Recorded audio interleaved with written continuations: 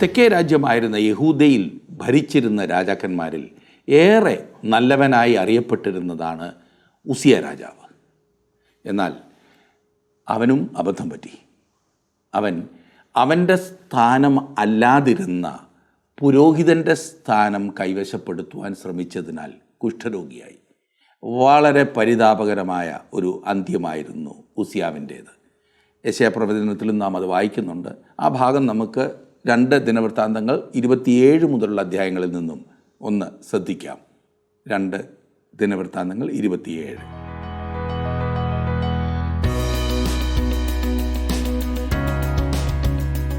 ഉസിയാവ് ഒരു നല്ല രാജാവായിരുന്നെങ്കിലും അവൻ്റെ കാലത്ത് എടുത്തു പറയത്തക്കതായി ഒന്നും സംഭവിച്ചിട്ടില്ല.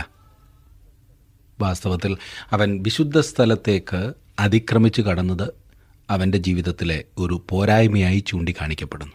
അവൻ്റെ പാപത്തെ ദൈവം ശിക്ഷിച്ചു. അവൻ ഒരു കുഷ്ഠരോഗിയായി മരിച്ചു. തുടർന്ന് അവൻ്റെ മകൻ യോഥാം യഹൂദയിൽ ഭരണം ആരംഭിച്ചു. യഹൂദയിലെ നല്ല രാജാക്കന്മാരുടെ കൂട്ടത്തിൽ നാം എണ്ണുന്ന ഒരു രാജാവാണ് യോഥാം. യഹൂദയ്ക്ക് തുടർച്ചയായി വന്ന 3 രാജാക്കന്മാർ നല്ലവരായിരുന്നു. അത് അസാധാരണം ആയിരുന്നു താനും. നാം ഇന്ന് 27, 28, 29 അധ്യായങ്ങൾ ഒരുമിച്ച് ചിന്തിക്കുവാൻ പോകുകയാണ്. 27 അധ്യായത്തിൻ്റെ ആദ്യ 2 വാക്യങ്ങളിൽ നാം വായിക്കുന്നത്, യോഥാം വാഴ്ച തുടങ്ങിയപ്പോൾ അവന് 25 വയസ്സായിരുന്നു. അവൻ 16 സംവത്സരം യെരൂശലേമിൽ വാണു. അവൻ്റെ അമ്മയ്ക്ക് യെരൂഷ എന്നു പേർ. അവൾ സാദോക്കിൻ്റെ മകൾ ആയിരുന്നു.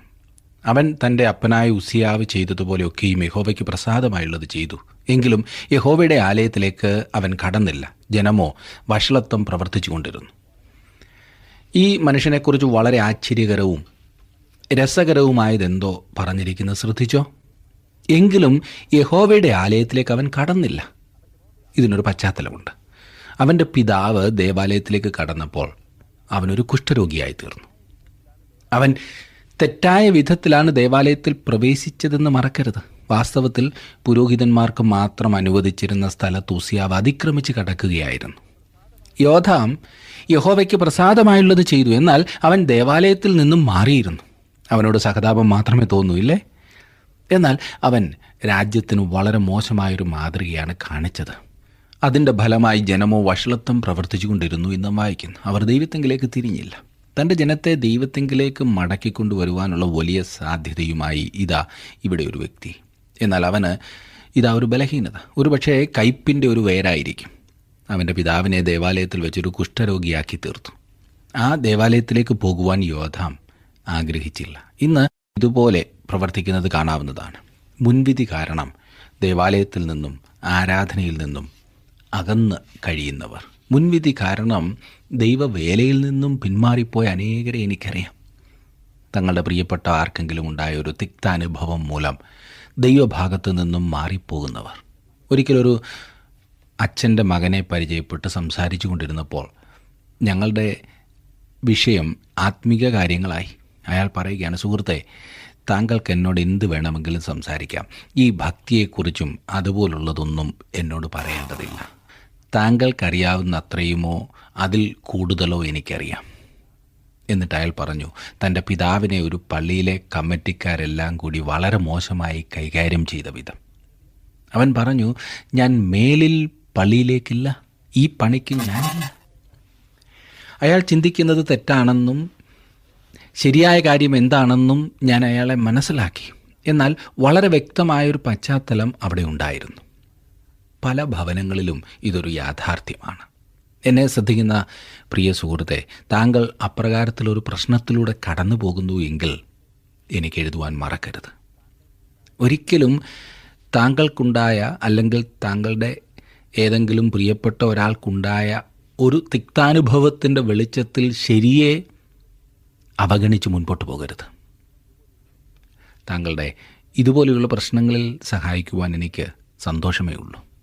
യോഥാമിനെ സംബന്ധിച്ചിടത്തോളം ഈ പറഞ്ഞതുപോലെയായിരുന്നു. അവൻ്റെ പ്രവർത്തനത്തിന് നമുക്ക് മനസ്സിലാക്കാവുന്ന ഒരു പശ്ചാത്തലമുണ്ടായിരുന്നു. 3-4 വാക്യങ്ങളിൽ കാണുന്നത്, അവൻ യഹോവയുടെ ആലയത്തിൻ്റെ മേലത്തെ പടിവാതിൽ പണിതു. ഓഫേലിൻ്റെ മതിലും അവൻ വളരെ പണിതുറപ്പിച്ചു. അവൻ യഹൂദ മലനാട്ടിൽ പട്ടണങ്ങളും വനങ്ങളിൽ കോട്ടകളും ഗോപുരങ്ങളും പണിതു. അക്കാലത്ത് ദേശം മുഴുവൻ മരങ്ങളെക്കൊണ്ട് നിറഞ്ഞു നിന്നിരുന്നു. ഇന്ന് അവിടെ എല്ലാം മൊട്ടക്കുന്നുകളായിരിക്കുകയാണ്. ആ കാലത്ത് ആ ദേശം പാലും തേനും ഒഴുകുന്ന ദേശം തന്നെയായിരുന്നു. യോഥാം മലമുകളിൽ മരങ്ങളുടെ ഇടയിൽ കോട്ടകളും ഗോപുരങ്ങളും പണിതു. അവനൊരു വലിയ പണിക്കാരനായിരുന്നു.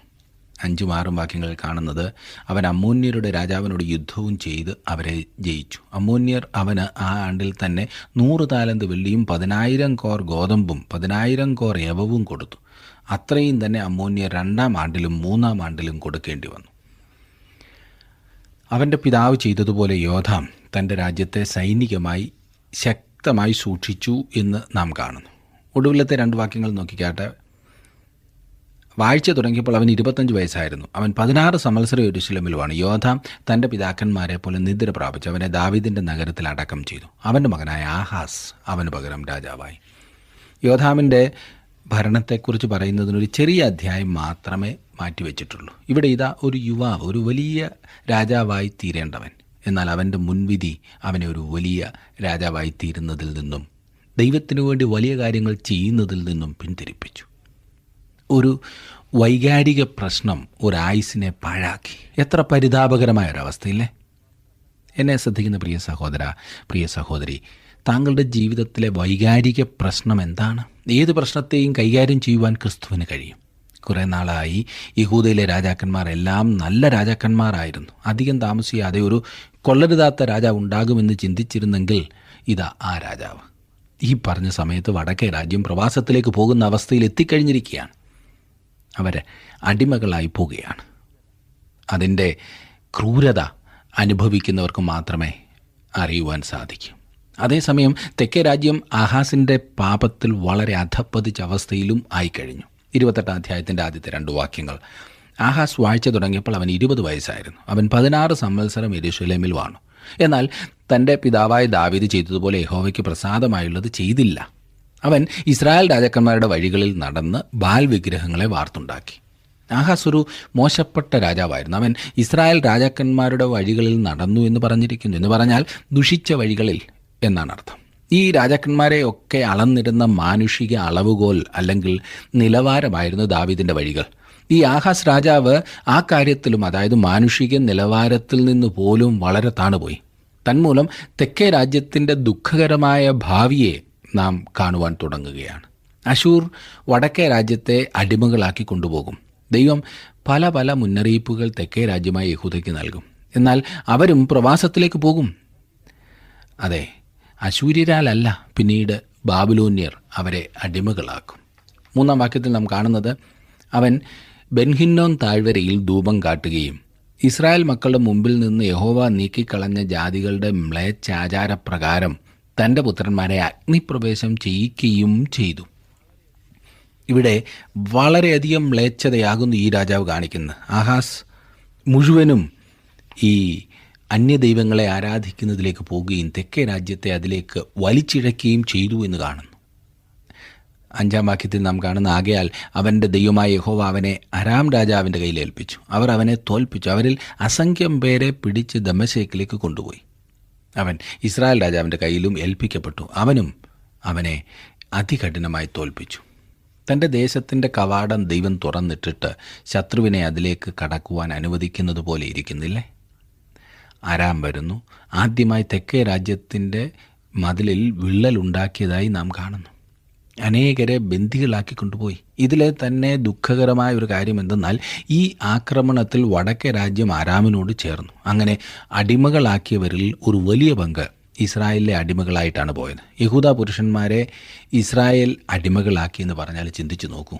6-ാം വാക്യത്തിൽ നാം കാണുന്നത്, അവർ തങ്ങളുടെ പിതാക്കന്മാരുടെ ദൈവമായ യഹോവയെ ഉപേക്ഷിച്ചതുകൊണ്ട് രമല്യാവിൻ്റെ മകനായ പേക്കഹ് യഹൂദയിൽ 1,20,000 പേരെ ഒരേ ദിവസം സംഹരിച്ചു. അവരെല്ലാവരും പരാക്രമശാലികൾ ആയിരുന്നു. ഇതിൻ്റെ കാരണം ദൈവം വളരെ വ്യക്തമാക്കുന്നു 7-8 വാക്യങ്ങളിൽ.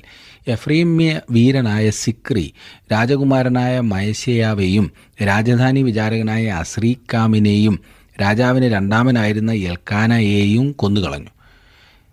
8-ാം വാക്യത്തിൽ, ഇസ്രായേല്യർ തങ്ങളുടെ സഹോദര ജനത്തിൽ സ്ത്രീകളും പുത്രന്മാരും പുത്രിമാരുമായി 2,00,000 പേരെ പിടിച്ചുകൊണ്ടുപോയി. വളരെ കൊള്ളയും ശമരിയിലേക്ക് കൊണ്ടുപോയി. തെക്കേ രാജ്യത്തുണ്ടായ ദുഃഖകരമായ ഒരു അനുഭവം അത്ര ഇത്. ഇങ്ങനെ അവർക്ക് സംഭവിക്കുവാൻ ദൈവം അനുവദിച്ചതാണ്. കാരണം ആഹാസും യഹൂദ ജനവും ദൈവം വിലക്കിയിരുന്ന വിഗ്രഹാരാധനയിലേക്ക് പോയി കഴിഞ്ഞിരുന്നു. തങ്ങളുടെ സഹോദരന്മാരായ യഹൂദയിലെ ആളുകളോട് കാണിച്ച ഭയങ്കര ക്രൂരതയെക്കുറിച്ച് ഇസ്രായേലിനോട് സംസാരിക്കുവാൻ ദൈവം ഒരു പ്രവാചകനെ ഇസ്രായേലിലേക്ക് അയക്കുന്നു. 9-10 വാക്യങ്ങളിൽ നാം കാണുന്നത്, എന്നാൽ ഓദേദ് എന്ന പേരോടെ യഹോവയുടെ ഒരു പ്രവാചകൻ അവിടെ ഉണ്ടായിരുന്നു. അവൻ ശമരിയിലേക്ക് വന്ന സൈന്യത്തെ എതിരേറ്റ് എന്ന് അവരോട് പറഞ്ഞത്, നിങ്ങളുടെ പിതാക്കന്മാരുടെ ദൈവമായ യഹോവ യഹൂദയോട് കോപിച്ചിരിക്കൊണ്ട് അവരെ നിങ്ങളുടെ കയ്യിൽ ഏൽപ്പിച്ചു. നിങ്ങൾ അവരെ ആകാശപര്യന്തം എത്തുന്ന ക്രോധത്തോടെ സംഹരിച്ചിരിക്കുന്നു. ഇപ്പോഴോ നിങ്ങൾ യഹൂദ്യരെയും യെരൂശലേമ്യരെയും ദാസിദാസന്മാരായി കീഴടക്കുവാൻ ഭാവിക്കുന്നു. നിങ്ങളുടെ പക്കലും നിങ്ങളുടെ ദൈവമായ യഹോവയുടെ ഉള്ള അകൃത്യം ഇല്ലയോ? ഇവിടെ അവരുടെ സഹോദരന്മാരെ അടിമകളാക്കുന്നതിനെ ദൈവം വളരെ ശക്തമായി വിലക്കിയിരുന്നു. ലേവ്യ പുസ്തകം 25-ാം അധ്യായത്തിൻ്റെ 39-40 വാക്യങ്ങളിൽ നാം അത് പ്രത്യേകം കാണും. ഇവിടെ പറയുന്ന, ആകയാൽ ഞാൻ പറയുന്നത് കേൾപ്പീൻ. 11-ാം വാക്യം, നിങ്ങളുടെ സഹോദരന്മാരിൽ നിങ്ങൾ പിടിച്ചുകൊണ്ടുവന്ന ബദ്ധന്മാരെ വിട്ടയപ്പീൻ, അല്ലെങ്കിൽ യഹോവയുടെ ഉഗ്രകോപം നിങ്ങളുടെ മേൽ ഇരിക്കും. അപ്പോൾ യോഹാനാൻ്റെ മകൻ അസരിയാവ്, മെശില്ലാമൂത്തിൻ്റെ മകൻ ബെരക്യാവ്, ശല്ലൂമിൻ്റെ മകൻ യെഹിസ്കിയാവ്, ഹദ്ലായിയുടെ മകൻ ആമസ എന്നിങ്ങനെ എഫ്രീമ്യ തലവന്മാരിൽ ചിലർ യുദ്ധത്തിൽ നിന്ന് വന്നവരോട് എതിർത്ത് നിന്ന് അവരോട്, നിങ്ങൾ ബദ്ധന്മാരെ ഇവിടെ കൊണ്ടുവരരുത്, നാം തന്നെ യഹോവയുടെ അകൃത്യം ചെയ്തിരിക്കുന്ന നമ്മുടെ പാപങ്ങളോടും അകൃത്യങ്ങളോടും ഇനിയും കൂട്ടുവാൻ നിങ്ങൾ ഭാവിക്കുന്നു. നമുക്ക് വലിയൊരു അകൃത്യമുണ്ട്, ഉഗ്രകോപം ഇസ്രായേലിന്മേൽ ഇരിക്കുന്നുവല്ലോ എന്ന് പറഞ്ഞു. വടക്കേ രാജ്യത്തെ ഒരു കൂട്ടം നേതാക്കന്മാർ തെക്കേ രാജ്യത്തെ തങ്ങളുടെ സഹോദരന്മാരെ അടിമകളാക്കി കൊണ്ടുവരുന്നതിനോട് എതിർത്ത് നിന്നു എന്നാണ് നാം വായിക്കുന്നത്. അതിനെ ഒരിക്കലും അനുവദിക്കില്ല എന്നതായിരുന്നു അവരുടെ പക്ഷം. നാം 14-15 വാക്യങ്ങൾ കാണുന്നത്, അപ്പോൾ പ്രഭുക്കന്മാരും സർവ്വസഭയും കാണുക ആയുധപാണികൾ ബദ്ധന്മാരെയും കൊള്ളയെയും വിട്ടയച്ചു.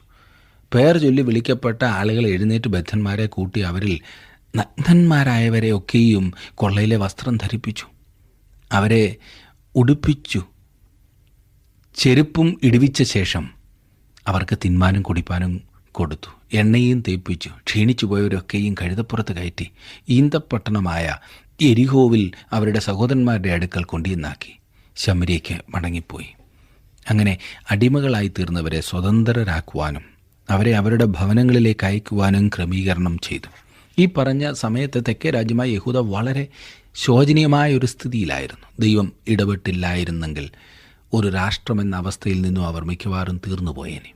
ഈ സംഭവങ്ങൾ അവരെ ദുർബലപ്പെടുത്തുകയും കൂടുതൽ ആക്രമണത്തിന് വിധേയരാക്കത്തക്കവണ്ണം ഒരു സ്ഥിതിയിലാക്കി തീർക്കുകയും ചെയ്തു. താങ്കളുടെ വിലപ്പെട്ട നിർദ്ദേശങ്ങളും അഭിപ്രായങ്ങളും പ്രാർത്ഥനാ വിഷയങ്ങളും ഇന്ന് തന്നെ ഞങ്ങളെ വിളിച്ചറിയിക്കുക. വിളിക്കേണ്ട നമ്പർ 8281384455.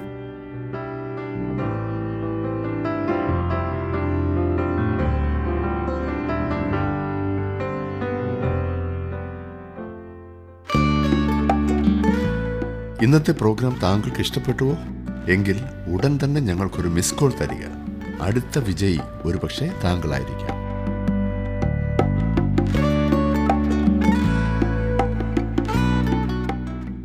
ഇവിടെ 16 മുതലുള്ള വാക്യങ്ങളിൽ നാം കാണുന്നത്, ആ കാലത്ത് ആഹാസ് രാജാവ് തന്നെ സഹായിക്കേണ്ടതിന് അശൂർ രാജാക്കന്മാരുടെ അടുക്കൽ ആളയച്ചു. ഏദോമ്യർ പിന്നെയും വന്ന് യഹൂദ്യരെ ഒക്കെയും തോൽപ്പിക്കുകയും ബദ്ധന്മാരെ പിടിച്ചുകൊണ്ടുപോവുകയും ചെയ്തു. ഫലസ്തീനും താഴ്വീതിയിലും യഹൂദയുടെ തെക്കുമുള്ള പട്ടണങ്ങളെ ആക്രമിച്ച് ബെത് ശെമാശും അയ്യലോനും ഗെദറോത്തും സോഖോവും അതിനോട് ചേർന്ന ഗ്രാമങ്ങളും തിപ്നയും അതിനോട് ചേർന്ന ഗ്രാമങ്ങളും ഗിംസോവും അതിനോട് ചേർന്ന ഗ്രാമങ്ങളും പിടിച്ച് അവിടെ പാർത്തു. ദൈവം തൻ്റെ സംരക്ഷണം നീക്കിയപ്പോൾ ഈ അണ തുറന്നു വിട്ടതുപോലെയായി. അത് ശത്രു അകത്തേക്ക് അങ്ങനെ ഇടിച്ച് കയറി അവരെ നശിപ്പിക്കുവാൻ കാരണമായി. രാജ്യത്തിൻ്റെ പാപം കാരണമാകുന്നു ഇങ്ങനെ സംഭവിച്ചതെന്ന് തീർച്ചയാണ്. യുദ്ധങ്ങൾ പാപത്തിൻ്റെ നേരിട്ടുള്ള ഫലമാകുന്നു. പുതിയ നിയമത്തിൽ യാക്കോബിൻ്റെ ലേഖനത്തിൽ യാക്കോബ് ചോദിക്കുന്നത് 4-ാം അധ്യായത്തിൻ്റെ 1-2 വാക്യങ്ങളിൽ, നിങ്ങളിൽ ചണ്ടയും കലഹവും ഇവിടെ നിന്ന്? നിങ്ങളുടെ അവയവങ്ങളിൽ പോരാടുന്ന ഭോഗേച്ഛകളിൽ നിന്നല്ലയോ? നിങ്ങൾ മോഹിച്ചിട്ടും പ്രാപിക്കുന്നില്ല, നിങ്ങൾ കലഹിക്കുകയും ചണ്ടയിടുകയും ചെയ്തിട്ടും യാചിക്കായി കൊണ്ട് കിട്ടുന്നില്ല. മനുഷ്യൻ്റെ ഹൃദയത്തിൽ പാപമുള്ളയിടത്തോളം കാലം അവന് സമാധാനമുണ്ടാകുക അസാധ്യമായ കാര്യമാണ്. ഒരു വിധത്തിലുമുള്ള സമാധാനം അവന് സാധ്യമല്ല. ദൈവത്തോടുള്ള സമാധാനമോ സ്വന്തം ഹൃദയത്തിലെ സമാധാനമോ മറ്റു മനുഷ്യരോടുള്ള സമാധാനമോ സാധ്യമല്ല സുഹൃത്തെ. സമാധാനമുണ്ടാകുവാനായി ഈ പാപം എന്ന പ്രശ്നത്തിനൊരു പരിഹാരം ആദ്യം ഉണ്ടാകണം. യഹൂദിയുടെ അനുഭവം ഇത് തെളിയിക്കുന്നു. ജനങ്ങളുടെ ഭാഗത്തെ പാപം കാരണം അവർക്ക് സമാധാനം സാധ്യമല്ല. ആഹാസ് വേറൊരു വലിയ തെറ്റ് ചെയ്തു. ദൈവത്തിങ്കിലേക്ക് തിരിയുന്നതിന് പകരം അവൻ സഹായത്തിനായി അശൂരിലേക്ക് തിരിഞ്ഞു. അതിൻ്റെ ഫലം അവൻ അനുഭവിക്കേണ്ടി വരുന്നു. 20-21 വാക്യങ്ങളിൽ അശൂർ രാജാവായ തിൽഗത്ത് പിൽനേസർ അവൻ്റെ അടുക്കൽ വന്നിട്ട് അവനെ ബലപ്പെടുത്താതെ ഞെരുക്കിയതേയുള്ളൂ. ആഹാസ് യഹോവയുടെ ആലയത്തിൽ നിന്നും രാജധാനിയിൽ നിന്നും പ്രഭുക്കന്മാരുടെ പക്കൽ നിന്നും കവർന്നെടുത്ത് അശൂർ രാജാവിന് കൊടുത്തു. എങ്കിലും ഇതിനാൽ അവന് സഹായം ഉണ്ടായില്ല. ആഹാസ് അശൂർ രാജാവിനെ ആശ്രയിച്ചു. ദേവാലയത്തിലെയും കൊട്ടാരത്തിലെയും സമ്പത്തിൽ നിന്നും ഔദാര്യമായ ഒരു സമ്മാനം ആഹാസ് അശൂർ രാജാവിന് കൊടുത്തയച്ചു. അശൂർ രാജാവ് അത് കാര്യമായി സ്വീകരിച്ചു. എന്നാൽ അവൻ ആഹാസിനൊരു വിധത്തിലുള്ള സഹായവും ചെയ്തില്ല. അവനത് ചെയ്യേണ്ട ആവശ്യമില്ലായിരുന്നു താനും. അവനൊരു ശക്തനായ രാജാവായിരുന്നു. എന്നാൽ പാവം ആഹാസ് വളരെ അശക്തനായ ഒരു രാജാവായിരുന്നു. ആഹാസ് ദൈവത്തിങ്കൽ നിന്ന് തിരിഞ്ഞ് അശൂർ രാജാവിനെ ആശ്രയിച്ചു. എന്നാൽ അശൂർ അവനെ സഹായിക്കാതെ നിരാശപ്പെടുത്തി കളഞ്ഞു.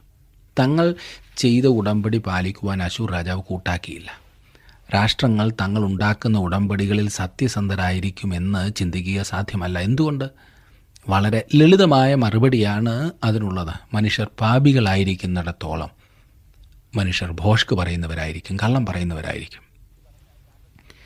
ഇത് പറഞ്ഞാൽ താങ്കൾക്കും എനിക്കും മനുഷ്യരെ വിശ്വസിക്കുവാൻ സാധ്യമല്ല എന്ന് ചുരുക്കം. ഞാനൊരു ദോഷൈക ദൃക്കായി സംസാരിക്കുന്നു എന്ന് താങ്കൾ പറഞ്ഞേക്കാം. എന്നാൽ തിരുവചനം പറയുന്നു, നാം നമ്മുടെ ആശ്രയം മനുഷ്യരിൽ ഇടരുതെന്ന്, നാം ദൈവത്തിൽ ആശ്രയിക്കേണ്ടതാകുന്നു എന്ന്. 22-23 വാക്യങ്ങളിൽ കാണുന്നത്, ആഹാസ് രാജാവ് തൻ്റെ കഷ്ടകാലത്ത് കൂടെയും യഹോവയുടെ അധികം ദ്രോഹം ചെയ്തു. നോക്കണേ, ഒരു മനുഷ്യൻ്റെ ക്രൂരത, കഠിനത. 23 വാക്യം, എങ്ങനെയെന്നാൽ ആരാം രാജാക്കന്മാരുടെ ദേവന്മാർ അവരെ സഹായിച്ചതുകൊണ്ട് അവർ എന്നെയും സഹായിക്കേണ്ടതിന് ഞാൻ അവർക്ക് ബലി കഴിക്കുമെന്ന് പറഞ്ഞ് അവൻ തന്നെ തോൽപ്പിച്ച ദമ്മശേക്കിലെ ദേവന്മാർക്ക് ബലി കഴിച്ചു. എന്നാൽ അവ അവനും എല്ലാ ഇസ്രായേലിനും നാശ കാരണമായി ഭവിച്ചു. തുടർന്ന് ആഹാസ് ദേവാലയത്തിലെ ഉപകരണങ്ങൾ കുറച്ചു എന്ന് കാണുന്നു. ദേവാലയത്തിൻ്റെ വാതിൽ അടച്ചു. യെരുശലേമിൻ്റെ ഓരോ കോണുകളിലും വിജാതീയ ബലിപീഠങ്ങൾ അവൻ പണിതു. അങ്ങനെ ആ ദുഃഖകരമായ വേദനാജനകമായ സംഭവമുണ്ടായി. 27 വാക്യത്തിൽ നാം വായിക്കുമ്പോൾ അവൻ്റെ ഭരണകാലവും അവസാനിച്ചു. എത്ര ശോചനീയമായ ഒരു സ്ഥിതിവിശേഷമല്ലേ. എന്നാൽ അങ്ങനെ ഒരു കാലത്തിൽ ദൈവം യഹൂദയെ എന്നും ഇട്ടേക്കുകയില്ല. ദൈവം അതിൽ നിന്നും ഒരു വ്യത്യാസം വരുത്തുന്നതായി തുടർന്നുള്ള അധ്യായങ്ങളിൽ നമുക്ക് കാണുവാനായിട്ട് സാധിക്കും. ദൈവം വേറൊരാളെ ഒരുക്കി, ഹിസ്കിയാവിനെ. ഹിസ്കിയാവ് ദൈവത്തിൻ്റെ മനുഷ്യനായിരുന്നു എന്ന് നാം കാണുന്നു. 29 അധ്യായത്തിൽ നിന്നും ചില കാര്യങ്ങൾ കൂടി നമുക്ക് നോക്കാം. 29 അധ്യായത്തിൻ്റെ 1 വാക്യത്തിൽ കാണുന്നത്, യെഹിസ്കിയാവ് 25 വയസ്സിൽ വാഴ്ച തുടങ്ങി. 29 സംവത്സരം യെരുശലേമിൽ വാണു. അവൻ്റെ അമ്മയ്ക്ക് അബിയ എന്നു പേർ. അവൾ സക്കറിയാവിൻ്റെ മകൾ ആയിരുന്നു. 2 വാക്യത്തിൽ നാം കാണുന്നത്, അവൻ തൻ്റെ അപ്പനായ ദാവീദ് ചെയ്തതുപോലെയൊക്കെയും യഹോവയ്ക്ക് പ്രസാദമായുള്ളത് ചെയ്തു. ഇവിടെ ഹിസ്കിയാവിൻ്റെ അമ്മയെക്കുറിച്ചും അപ്പൂപ്പനെക്കുറിച്ചും സൂചിപ്പിച്ചിരിക്കുന്നു. എന്നാൽ അവൻ്റെ അപ്പനെക്കുറിച്ച് സൂചിപ്പിച്ചിട്ടില്ല. അതെ, ആഹാസിനെ വിട്ടുകളഞ്ഞിരിക്കുന്നു. വാസ്തവത്തിൽ യെഹിസ്കിയാവിന് ദൈവഭക്തിയുള്ള ഒരു മാതാവും വല്യപ്പച്ചനും ഉണ്ടായിരുന്നു. അവരാണ് ഈ യുവാവിനെ സ്വാധീനിച്ചിരിക്കുന്നത്.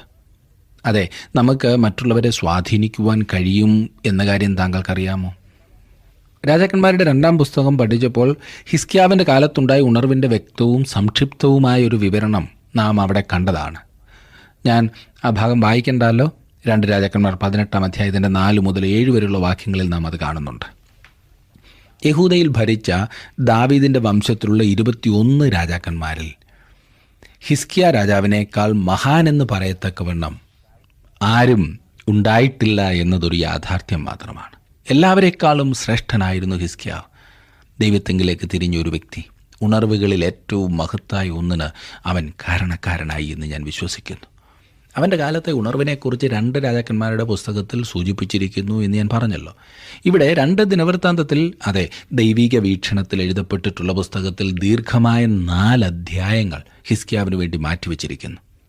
ദൈവം ഹിസ്കിയാവിൽ വളരെയേറെ പ്രസാദിച്ചു എന്ന് വ്യക്തമാണ്. പ്രവാചകനായി യെശയ്യാവിൻ്റെ പുസ്തകത്തിൻ്റെ മധ്യത്തിൽ അനേക അധ്യായങ്ങൾ ഹിസ്കിയാവിൻ്റെ ചരിത്രം രേഖപ്പെടുത്തുവാൻ മാറ്റിവെച്ചിരിക്കുന്നു.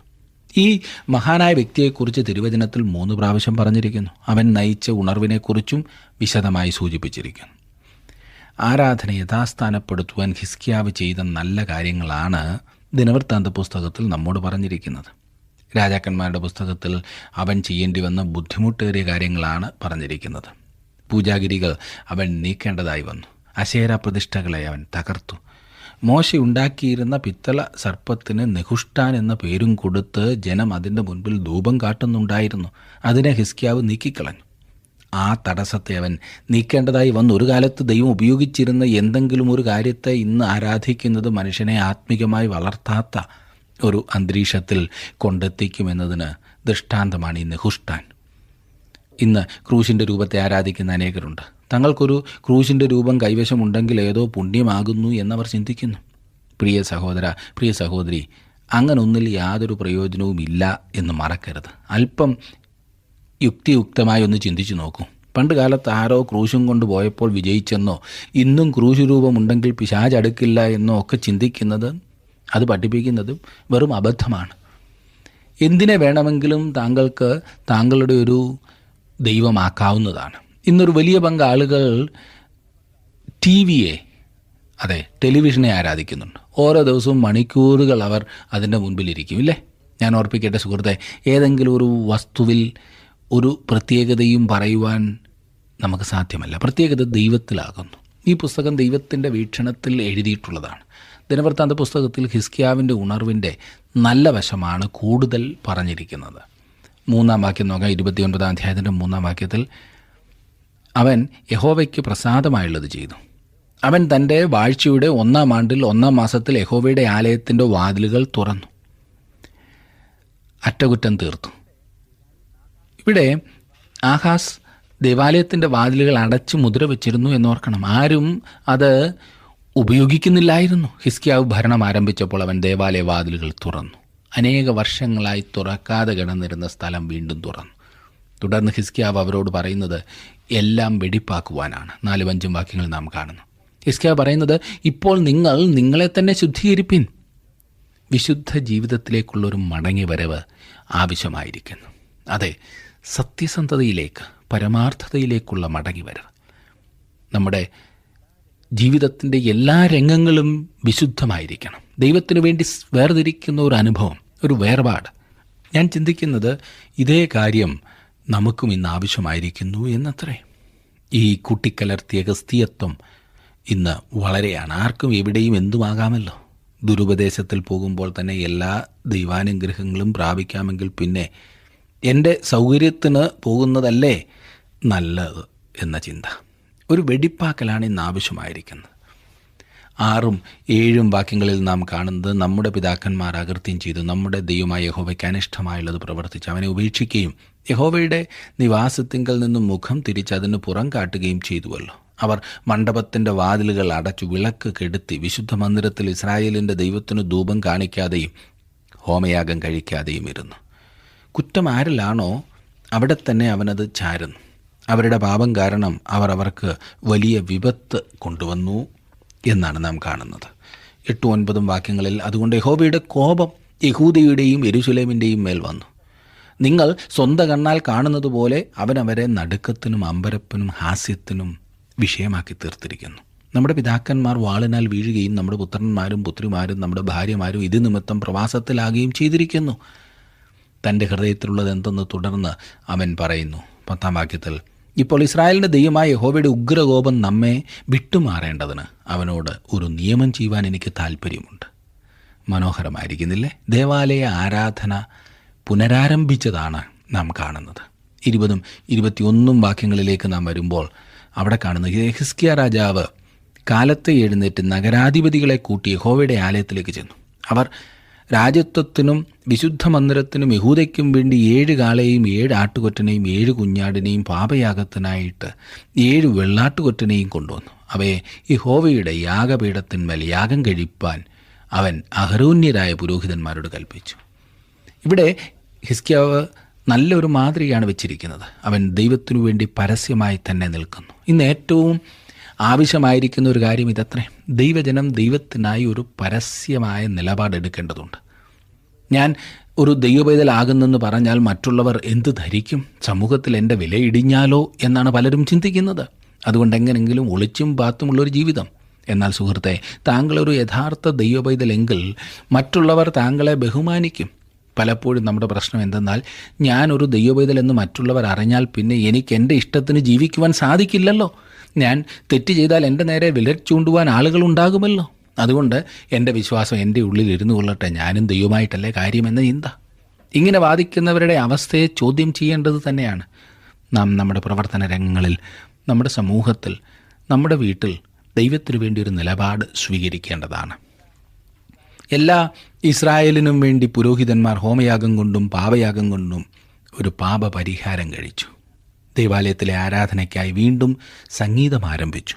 ദാവീദ് ക്രമീകരിച്ചതുപോലെ ഗാനാലാപവും സംഗീത ഉപകരണങ്ങൾ ഉപയോഗിച്ചുള്ള പാട്ടുമുണ്ടായിരുന്നു. സഭ മുഴുവൻ ദൈവത്തിന് പാട്ടുപാടി അവനെ ആരാധിച്ചു.